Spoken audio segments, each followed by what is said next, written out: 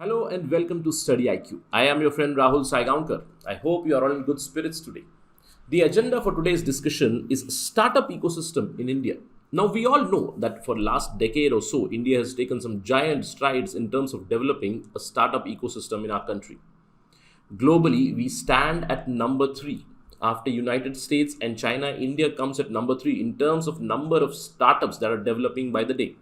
In terms of number of unicorns also, India comes at number 3.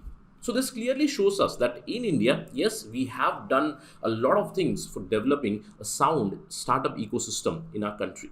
Of course, there are numbers. That's the discussion today. It's raining startups. That means in terms of number of startups, we are doing really good. But where is the quality? The problem in India is startup culture has come, especially for a decade or so, although year 2020 has been a bane for startups.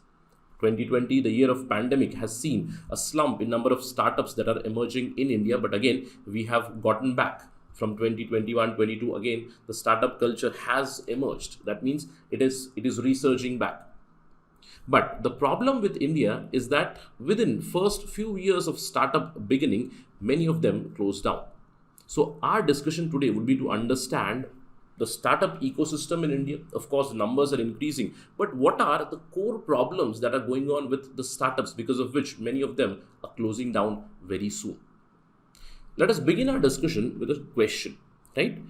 As I told you, India has the third largest ecosystem of startups in the world. We come third after US and China. Yet 80 to 90% of Indian startups, they fail within the first 5 years of inception. In light of this statement, try to discuss the ecosystem, the startup ecosystem in India, and also try to address the key reasons. Now here, please focus on the keywords. The question is asking you to first list out the key reasons for the failure of startups in India and also try to address or give measures of how we can improve the startup ecosystem in India, right? So let's begin our discussion and understand about the startup scenario in our country. But before all that, if you're preparing for competitive examinations like UPSC Civil Services or State PSC examination, do visit our website studyiq.com. You can alternatively download our app from Google Play Store where you'll get all the information about us. You can make your preparation better. You can increase your chances of success by simply subscribing to these courses. And remember, whenever you buy any course on StudyIQ platform, use the code RAHUL33, capital RAHUL 33 without any spaces. Whenever you use this coupon code at the checkout, you'll get a huge discount of 33% on all the courses across StudyIQ platform. Right, let's begin the discussion. The first thing, startup. What is a startup? The most generic definition of a startup would be a venture which is at the initial stages of its operation, where the funding or the operations is carried out by an individual or a small group of individuals. Again, these days, startups are connected with technology. These days, startups are connected with innovation, new ideas, which are quite scalable. That means they try to create some sort of a disruption in the emerging markets. Now, we can give examples of these startups. You use these startup and their applications every other day. Now, you talk about Uber, you talk about the education-based startup. In fact, StudyIQ is one platform that you are using service today. Right? The video that you're watching is nothing but startup in India, right? So there are many examples. You can talk about any kind of services, the OTT services, the agri-based services where you're using technology, app or internet. Those are providing you services, right? So in fact, startup is not just connected to services. It can be connected to manufacturing, manufacturing goods, manufacturing equipments, the processes, and also services, of course, right? So this is a very formal or a very generic definition of a startup. A venture which is at the initial stages where the funding and the operation is carried out by an individual or small group or a coterie of people who have a vision that by using technology or some idea that we can create a huge business. But if we talk about a formal definition, what is the definition of a startup in India? A startup is an entity or a firm or a company whose age is not more than 10 years. Not more than 10 years. Although this was 5 years before, it was increased to 7 years, and under the latest definition, the government has enhanced the minimum age for startup. A company whose age is less than 10 years is considered as startup. Now, how do we define that age? If it is incorporated as a company under the Companies Act 2013, or if it is a partnership firm under the Section 19 of Partnership Act 1932, or if it is a limited liability partnership registered under the Limited Liability Partnership Act 2008. So that is the basic definition. Less than 10 years of age, and their turnover or their business should not exceed 100 crores. Apart from that, of course, they need to have some sort of an innovative idea. They should have developed some product, process, some service which can be scalable. Their business model is scalable, which will generate wealth for the nation, which will generate wealth for themselves, for the nation, and of course, create employment also. Please remember, an entity cannot be considered as a startup if some original company is split or something is restructured. Say a bigger company is restructured or split and another one wing is created, that cannot be considered as a startup according to Indian definition. So this is the formal definition of startup. And as I told you, there are many critiques of this startup ecosystem. There are detractors of India's startup ecosystem. Yes, we are growing. As I told you, we have made giant strides in terms of developing a sound startup ecosystem in our country. But many have floundered. As I told you, 80 to 90% of India's startup fail within the first 5 years of their inception. Why? Let's try to understand that. But before that, as I told you, the numbers are increasing by the day. If we talk about India, India is the third largest startup ecosystem in the entire world after US and China. By number, of course, not by quality, right? By number. In fact, in 2020, 15,000 new startups were established. In the beginning, after March, we saw the lockdown, but before that, the work was done. But 2021, the numbers were low. Again, in 2022, we are looking back at some sort of resurgence in startup numbers. India also stands third in list of number of unicorns. Number of unicorn means $1 billion companies, right? We come again behind USA and China. So, in terms of number, it is very enthusiastic in India that startup scenario is looking very bright. Why the numbers are very high? The first reason for that is rising demand of the population. Of course, rising demand, rising in income, people are looking for more options, because of which new ventures are coming up. Apart from that, the role of information and communications technology has been immense. Most of the startups that have become unicorns in India, they have used technology. They have harnessed technology for their benefit. Apart from that, these days in India, there is a corporate connect also coming, mainly with respect to funding. Now, we can talk about funding as a main problem for a startup. For example, if I want to create my own startup, the first thing would be an idea. Say, imagine I have an idea. That idea is scalable also. Then I need money to start. I need people and I need money. If I do not have money, say somehow I manage with my savings, with my family's saving, can I scale that business up?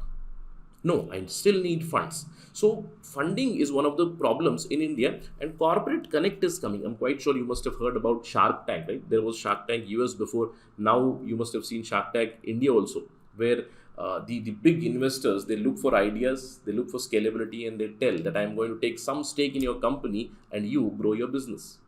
That is happening in India. The culture has already come. And apart from that, of course, the government policies have been quite positive in terms of developing startup ecosystem, especially the Stand Up India scheme, Startup India scheme, Startup India action plan. There is Mudra Yojana for financing these startups.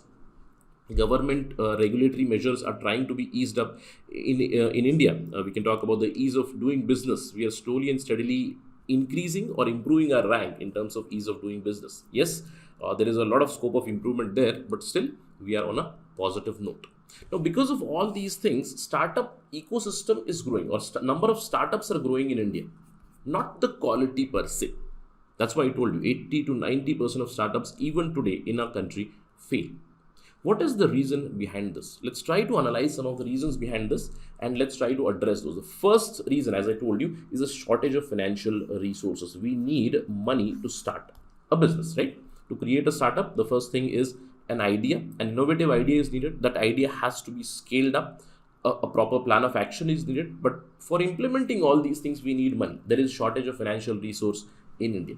Of course, this thing is trying to be rectified through many schemes. As I told you, the government has Startup India scheme, the government has Mudra Yojana, the Corporate Connect has started. But despite all these things, ideas are many, but finances are still short in India. Again, the second biggest reason for failure of startups has been that finance is not a guarantee of success. Wherever they have got finance, still success is not coming, means there is some sort of a disconnect. The big problem is with scalability. The idea of scalability is missing. When an innovative idea comes, that has to be scalable and that needs to give you revenue in the long run. And how to convert an idea or an innovative idea, a startup idea, into a revenue generating idea, this is a disconnect which is happening for many of the startups. Apart from that, there is one more problem with startups, that is lack of skilled personnel and flawed hiring policies. Now here the government can actually help by going for some sort of a collaboration between industry and the startups, or universities or academia in India as well as from outside, how to hire people. How can we create sound hiring policies?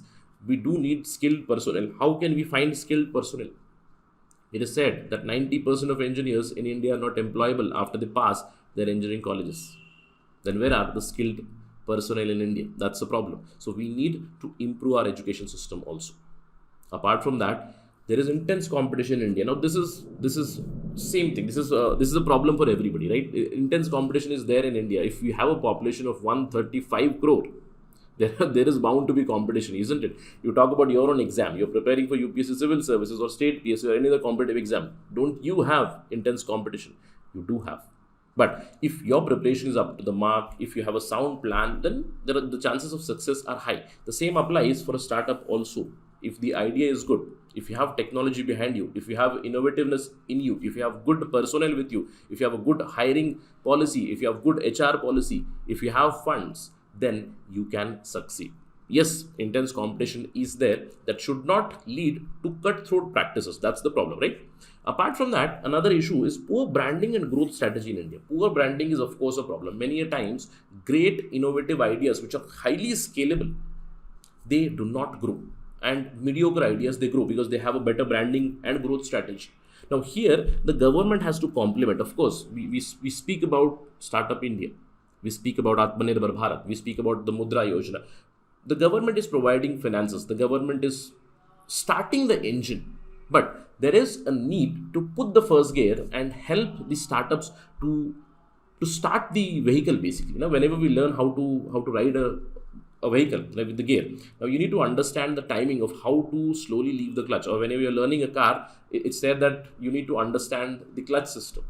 And that is what is needed. Branding and growth strategy are nothing but that.